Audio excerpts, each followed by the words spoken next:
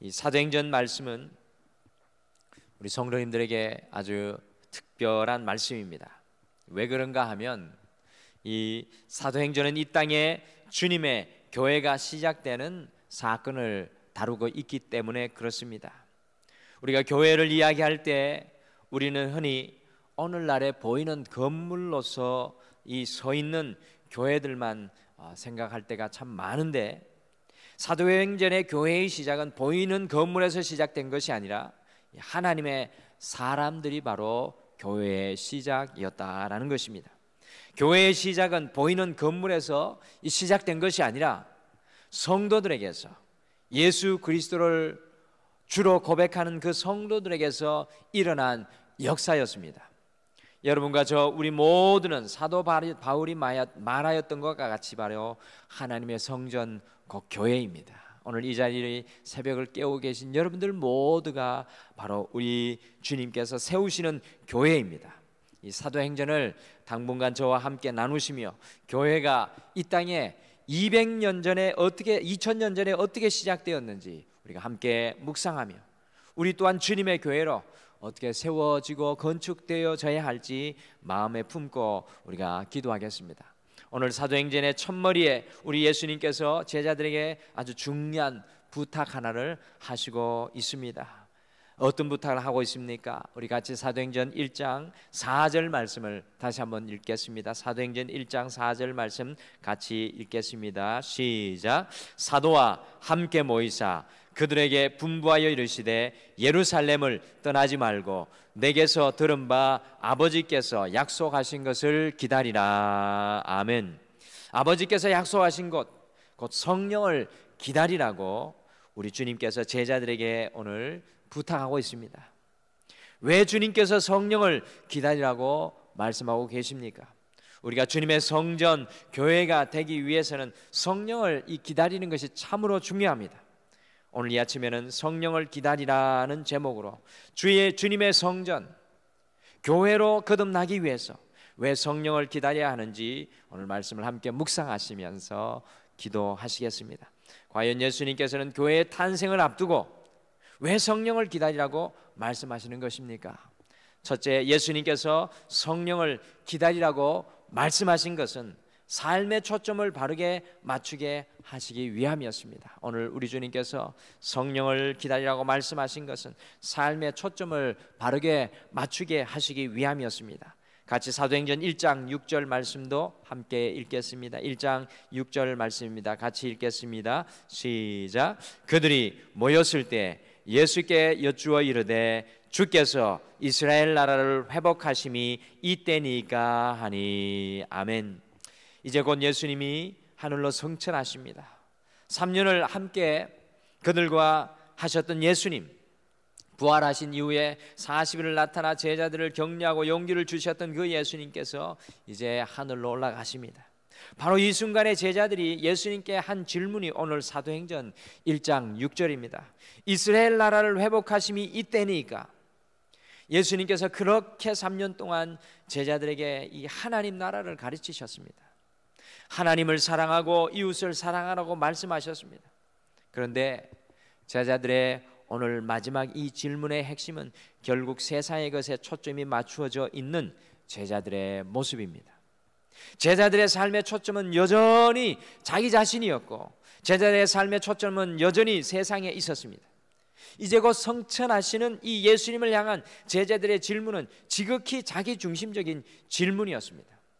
그들의 삶의 초점은 전혀 변화되지 않는 것을 우리가 안타깝게 발견합니다. 이 마지막 순간에 예수님께 과연 어떤 질문을 해야 했겠습니까? 오늘 하늘로 올라가시는 이 예수님에게 제자들은 어떤 질문을 해야 하겠습니까? 지금 이것보다 더 영적인 질문을 해야 하지 않았을까요?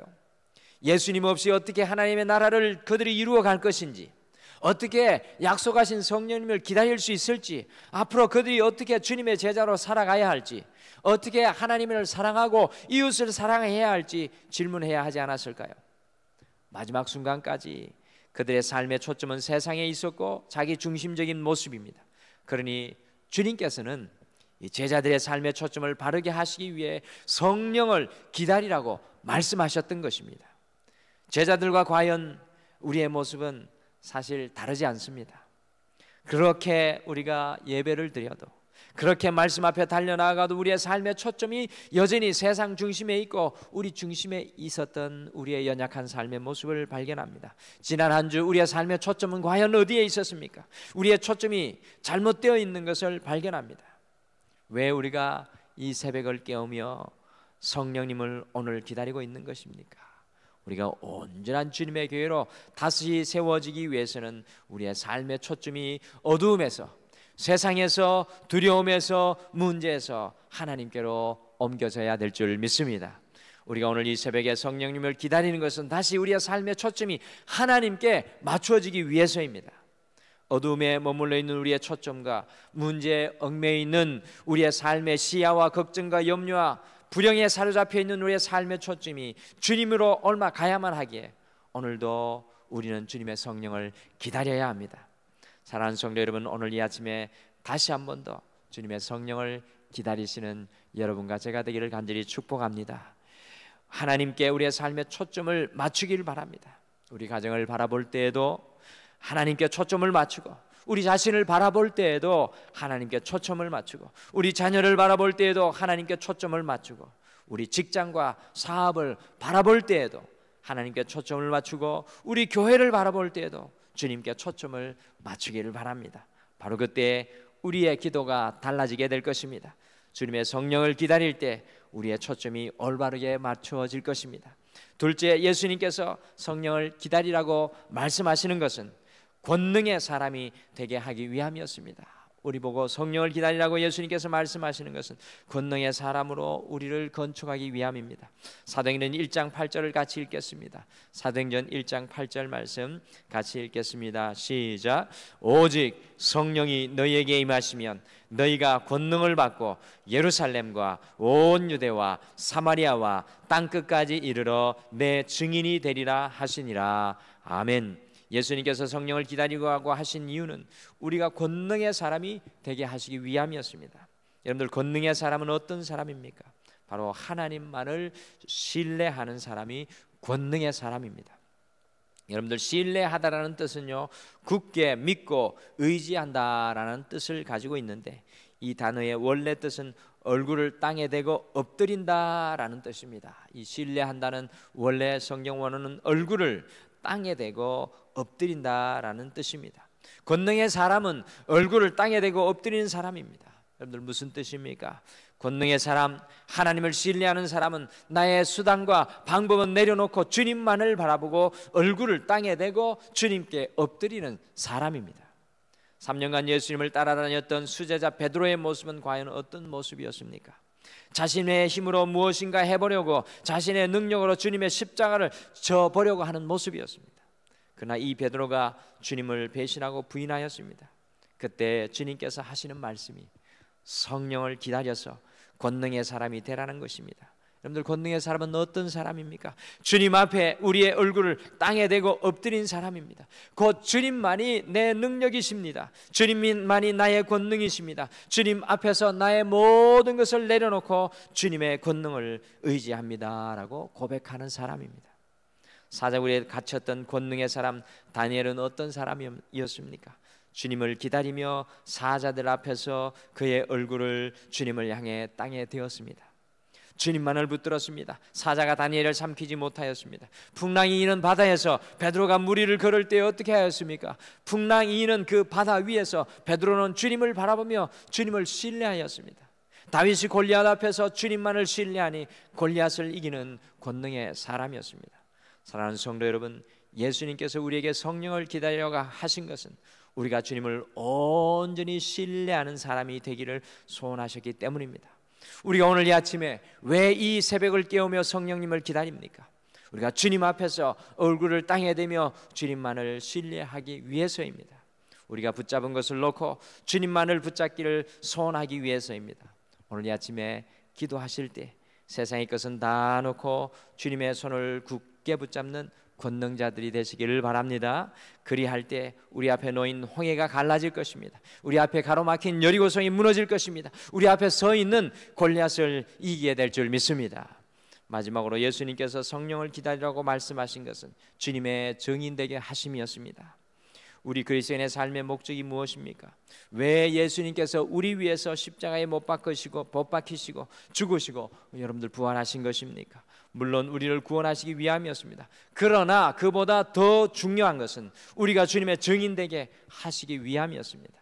증인은 어떤 사람입니까? 본 것을 말하고 경험한 것을 나누고 생명의 소식을 말하는 전능한 사람입니다.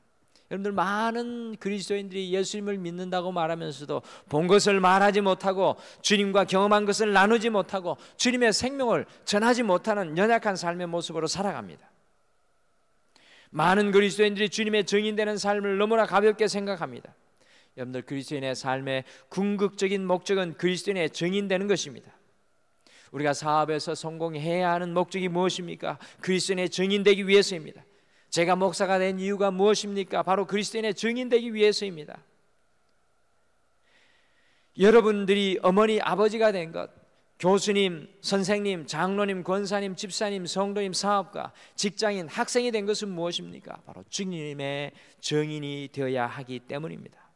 왜 성령님을 기다리라고 예수님께서 말씀합니까? 성령님은 우리가 어디에 가든지 주님의 증인, 작은 예수로 살아가게 하시기 때문입니다.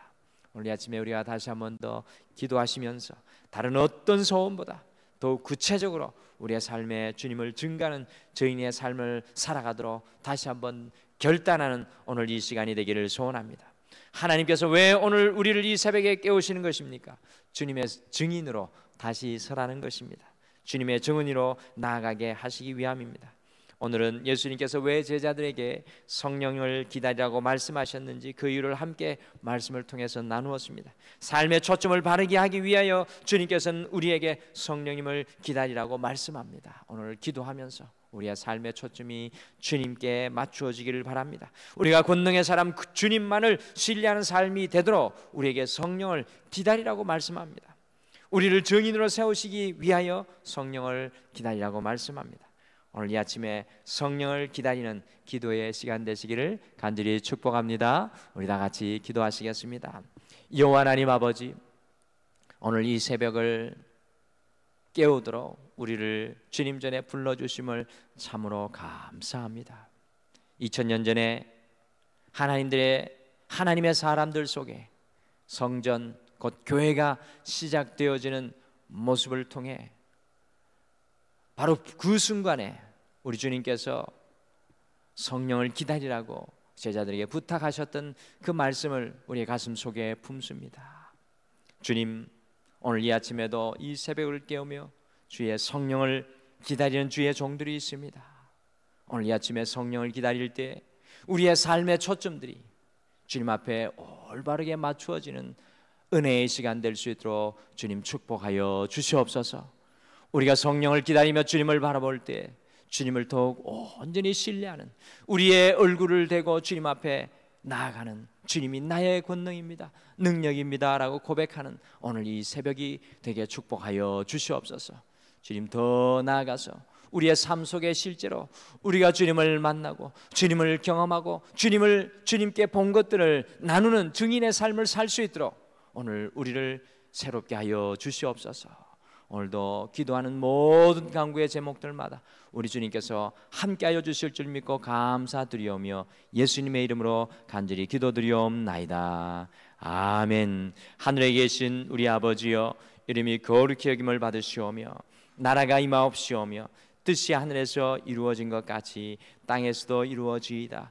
오늘 우리에게 일용할 양식을 주시옵고 우리가 우리에게 죄 지은 자를 사하여 준 것 같이 우리 죄를 사하여 주시옵고 우리를 시험에 들게 하지 마시옵고 다만 악에서 구하시옵소서. 대개 나라와 권세와 영광이 아버지께 영원히 있사옵나이다. 아멘. 오늘 이 아침에 함께 기도하실 때 우리가 주님의 온전한 성전, 곧 교회로 우리가 세워지도록 함께 소원하시며 기도하시겠습니다. 주님의 성령을 기다리라는 예수님의 부탁을 기억하며 기도하겠습니다. 오늘 이 아침에 주님의 성령님 앞에 우리의 삶의 초점이 온전히 바르게 맞추어져 있는지 점검하며 기도하겠습니다. 오늘 이 아침에 우리가 주님만을 신뢰하는 권능자로 거듭나도록 우리가 함께 기도하겠습니다. 오늘 이 아침에 우리의 삶의 모든 현장에서 주님의 증인으로 살아가도록 함께 기도하겠습니다. 특별히 함께 중보 기도해 줄 것은 등마루의 내일 모든 예배를 위해서 함께 중보 기도해 주시기를 바랍니다. 주의 성령이 정말로 각 사람의 마음 문을 열어서 주님과 교통하며 주님을 만나며 주님의 진리가 하늘로부터 임하는 놀라운 예배, 우리 어린아이들부터 장년에 이르기까지 그와 같은 놀라운 은혜의 시간 될 수 있도록 우리 함께 중보하며 기도하겠습니다. 이와 같은 기도의 제목으로 자유롭게 기도하시다가 돌아가시길 바랍니다. 우리 다 같이 기도하겠습니다.